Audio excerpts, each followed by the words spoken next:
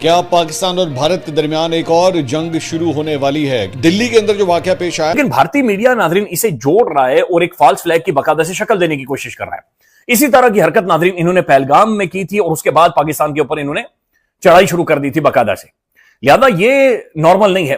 तो पार्लियामान के नजदीक लाल किला, जहां पर 15 मार्च को मोदी या वहां के जो प्राइम मिनिस्टर हैं तकरीर करते हैं, उसके गेट नंबर 1 के सामने बताया जा रहा है कि स्लो मूविंग कार आती है और कार फट जाती है। कार फट जाती है, 8 लोग जान से गए हैं और तकरीबन 1 दर्जन से ज्यादा लोग नाज़रीन जख्मी हो गए। भारत के दारुल हुकूमत नई दिल्ली में होने वाले धमाके के बाद इस वक्त सूरत हाल तशवीशनाक है और मामला खतरनाक रुख इख्तियार कर गया है। पाकिस्तान ने भी एक नया नोटम जारी कर दिया है, लाहौर की एयर स्पेस बंद करने का फैसला।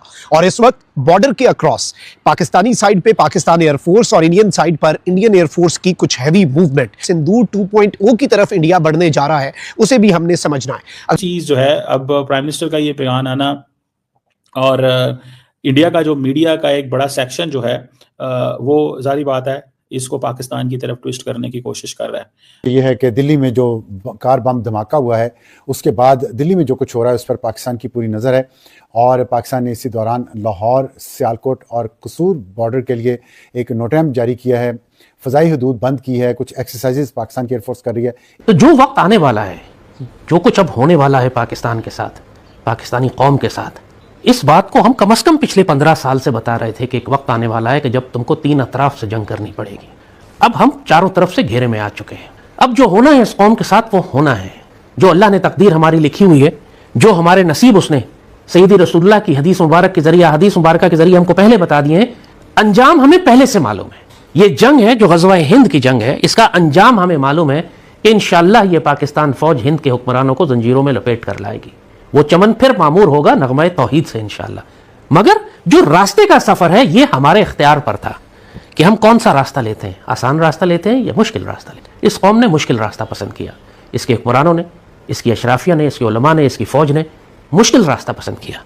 बहैसियत एक कौम हम हमेशा पानी सर से गुजरने का इंतजार करते हैं। इंडिया ने जंगी मशक़ें कर ली हैं। त्रिशूल एक्सरसाइज और इंडिया की तारीख की सबसे बड़ी ट्राई सर्विसेज एक्सरसाइजेज एक ऐसे मौके पर जब इंडिया के अंदर नोटम्स पर नोटम्स जारी हुए हैं, बल्कि नोटम्स की एक भरमार कर दी गई है और इंडिया अपनी वो जंगी मशक़ों के बिल्कुल एक इख्तिताम के ऊपर है और Indian media already terror related जो नैरेटिव है वो बिल्ड कर रहा है। तो अब अगर हम इस सिनेरियो को भी समझें तो बहुत कुछ हमारे सामने जो है वो क्लियर हो जाता है। अब कई इंडिया के जो जनरल्स हैं वो कह रहे हैं कि हमें रिस्पॉन्ड करने की ज़रूरत है, हमें रिस्पॉन्स करने की ज़रूरत है। कैसे रिस्पॉन्स करना है, जारी बात है वो पाकिस्तान की बात कर रहे हैं कि जनाब ये है। अब दिल्ली पुलिस जो उनका स्पेशल जो सेल है वो कहते हैं कि उन्होंने इस इलाके को क्लियर कर लिया है, बहुत सारी जगहों पे रेड्स किए जा रहे हैं। सो अगर रेड्स किए जा रहे हैं तो इसका मतलब है ये वो नहीं है, दूसरा हमला नहीं है। अब so that is one thing. Secondly, जिस चीज़ को what we need to understand and what we need to realise, जो ये रेड फोर्ट पे इस एक्सप्लोजन का होना इज़ वेरी सिंबॉलिक। ये बड़ा सिंबॉलिक चीज़ है, इसको इग्नोर नहीं किया जा सकता कि ये since it is on the Red Fort so ये it has meanings and consequences. So अगर ये हमला किया गया है, किसी ने किया है, तो इसमें बहुत सारे लोग जो हैं वो जिसने किया है वो देख रहे हैं इसको। ठीक है जी। होम मिनिस्टर अमित शाह कहते हैं कि तमाम पॉसिबिलिटीज को देखा जा रहा है। जय हिंद दोस्तों, नमस्कार दोस्तों। कल रात दिल्ली में लाल किले के पास एक आतंकवादी हमला हुआ है और उस हमले में 10 से 11 लोगों के मारे जाने की खबर है। अब समय आ चुका है कि भारत को पाकिस्तान के आतंकवादी हाफिज सईद और मसूद अजहर के साथ साथ आसिम मुनीर को भी खत्म कर देना चाहिए, क्योंकि भारत में जो भी आतंकी हमले होते हैं उसके पीछे पाकिस्तान होता है। भारत को पाकिस्तान को ऐसी मार मारनी पड़ेगी जिससे भारत का नाम लेते हुए भी इन पाकिस्तानियों की रूह कांपे, क्योंकि गजवा हिंद का जो वायरस इनके भीतर है वो इन्हें मारकर ही खत्म होगा। हिंदू दुश्मनी की वजह से ही तो पाकिस्तान ने इतनी बड़ी सेना रखी हुई है जो पाकिस्तान का 50% बजट खा जाती है, जो पाकिस्तान में बड़े बड़े आतंकवादियों को पालती पोसती है और भारत में अशांति फैलाने के लिए इन्हीं आतंकवादियों को भारत में भेजती है। इसी हिंदू घृणा के कारण पाकिस्तान के स्कूलों और कॉलेजों में हिंदुओं के खिलाफ जिहाद करना सिखाया जाता है। ये पाकिस्तान के किसी मदरसे की बात नहीं हो रही, ये पाकिस्तान के मॉडर्न स्कूलों और कॉलेजों का हाल है। और ये अरब और तुर्कों को अपना बाप ना मानते तो आज पाकिस्तान का इतना बुरा हाल ना होता। दूर 2.0 जिसके हवाले से इंडिया की रिसेंट 3 हफ्तों के अंदर प्रोवोकेटिव स्टेटमेंट्स हमारी इक्वेशन में शामिल हैं,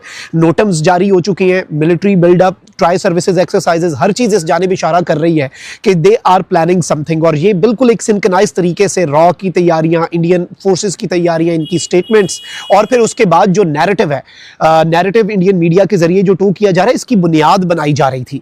लेकिन अब आप ये देखें कि 3-4 चीजें हैं जिससे मसला जो है वो ज्यादा गंभीर हो रहा है। अफगानिस्तान से आप एक खौफनाक जंग कर चुके हैं। तारीख में पहली मरतबा हमने काबुल और कंधार पर जाकर बमबारी की और एक बाकायदा पूरा हमारा मगरबी महाज खुल चुका है। और हमारे अंदर का जो महाज था, जो पिछले 20 साल से पाकिस्तान के अंदर मुक्ति बाहिनी जैसी दहशतगर्द तंजीमें और बगावतें बर्पा की जा रही थी, वो इसी दिन के लिए थी। दुश्मन ने इसी दिन के लिए उनको पाला था और तैयार किया था कि पाकिस्तानी कौम पर एक साथ 3 अतराफ से हमले करेंगे। बहुत ज्यादा लोग परेशान हैं, जाहिर है, हमसे रब्ता करते हैं, पूछते हैं अब हम क्या करें। हमने सालों पहले से कौम को भी, फौज को भी, हुकूमत को भी बताया था कि इस कौम को आने वाली आजमाइशों और जंगों के लिए तैयार करो। जिन लोगों ने हमारी बात सुनी, उन्होंने इनफरादी तौर पर अपने आप को तैयार किया, खुराक के ज़ख़ीरे बनाए, हथियारों के लाइसेंस लिए, तरबियत की, बिजली पानी और गैस के बगैर ज़िंदगी गुजारने का तरीका सीखा, इंतज़ाम किया। आने वाले वक्तों के लिए, मुश्किल वक्त और आजमाइशों के लिए उन्होंने अपने और अपने ख़ानदान को, अपने दोस्तों को इसके लिए तैयार किया। मगर बहैसियत मजमूई कौम ने और फ़ौज ने हमारी एक ना सुनी। ये हकीकत है, तकलीफ़ बात है। ना फ़ौज ने सुनी, ना कौम ने सुनी। अगर फ़ौज सुनती हमारी बात, हुकूमत सुनती हमारी बात, तो फिर पाकिस्तान में नेशनल कैडेट कोर शुरू किए जाते, जांबाज फोर्स होते, मुजाहिद बटालियंस होती, वुमेंस गार्ड होते, सिविल डिफेंस की तरबियत दी जाती, खुराक के ज़ख़ीरे बनाए जाते, फ्यूल के ज़ख़ीरे बनाए जाते, पाकिस्तान के अंदर होने वाली दहशतगर्दियों को पहले कुचला जाता, अफगानिस्तान का मामला पहले दुरुस्त किया जाता। पाकिस्तान के दिफा के लिए जान कुर्बान करने की जिम्मेदारी सिर्फ पाक फौज की है, पाकिस्तानी कौम की नहीं है। अपने मुल्क के शेरों को जो पत्थर मारते हो, तुम गालियां देते हो, तुम में यह सलाहियत नहीं है कि तुम मुशरिकीन के खिलाफ खड़े हो सको, या खवारिज के खिलाफ, या बलूचिस्तान लिबरेशन आर्मी के खंजीरों के खिलाफ, या अफगान तालिबान जो अब मुनाफिक हो चुके हैं उनके खिलाफ तुम खड़े हो। तो फिर जो शेर तुम्हारी हिफाजत कर रहे हैं, तुम उनको गालियां किस लिए देते हो, उनको पत्थर किस लिए मारते हो? अब ये बात बहुत अच्छी तरह समझ लो कि अब जो जंगों का सिलसिला शुरू हुआ है, ये चलता रहेगा, ये खत्म नहीं होगा जब तक कि हम सईदी रसूलुल्लाह की उन तमाम अहादीस को पूरा ना कर लें जिनकी बिशारत इस पाक सरजमीन को दी गई है। अब आने वाला वक्त अमन का नहीं है, सिर्फ सीज फायर होंगे एक जंग से दूसरी जंग के दरमियान। कोई छोटा सीज फायर होगा, कोई लंबा सीज फायर होगा, लेकिन सीज फायर होंगे, अमन नहीं होगा। ये पूरी मुसलमान दुनिया में यही होने जा रहा है। एक एक करके बड़े बड़े मुसलमान मुल्क खंडर बनाए जा रहे हैं। अब सूडान का हाल नहीं देखते, गजा का हाल, अब तवज्जो हटी लोगों की, सूडान की जानिब देख रहे हैं किस तरीके से वहां भी करोड़ सवा करोड़ मुसलमान घरों से निकाले गए और लाखों को जिस बुरी तरह ज़िबा किया गया। अब वीडियोस बाहर आना शुरू हुई हैं, इंसान के होशो हवास गुम हो जाते हैं, खौफ और दहशत तारी हो जाती है कि जिस तरह पाकिस्तान बनते हुए मुसलमान ज़िबा हुए थे, बिल्कुल उसी तरह सूडान में इनको ज़िबा किया जा रहा है। जिस तरह मशरक़ी पाकिस्तान में मुक्ति बाहिनी ने ज़िबा किया था, इसी तरह सूडान में इनको ज़िबा किया जा रहा है। 6-6 महीने के बच्चों को फांसियां दी जा रही हैं, माओं को लटकाया जा रहा है, पूरे हजार कैदियों को अस्पतालों के अंदर जाके कत्ल किया जा रहा है। ये सब वीडियोज़ अब तो बाहर आना शुरू हो गई ना। ये कत्लेआम 2 साल से जारी है, लेकिन लोगों की तवज्जो गजा की जानिब थी तो सूडान किसी ने देखा नहीं। याद रखो, ये जो कुछ हो रहा है मुसलमान मुल्कों में, पाकिस्तान में इन्होंने यही करना था। अगर तुम्हारे साथ अभी तक नहीं हुआ तो ये पाक फौज की वजह से।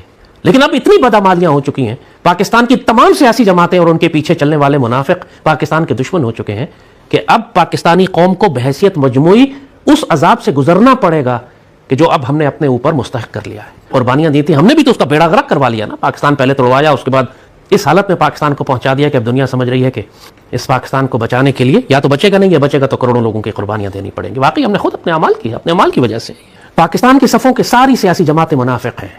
अल्लाह उसके रसूल की दुश्मन है, पाकिस्तान की दुश्मन है। तुम इससे कोई फर्क नहीं पड़ता कि तुम किस सियासी झंडे के नीचे खड़े हो, तुम जिसके नीचे खड़े हो, तुम अल्लाह उसके रसूल के दुश्मनों के साथ खड़े हो।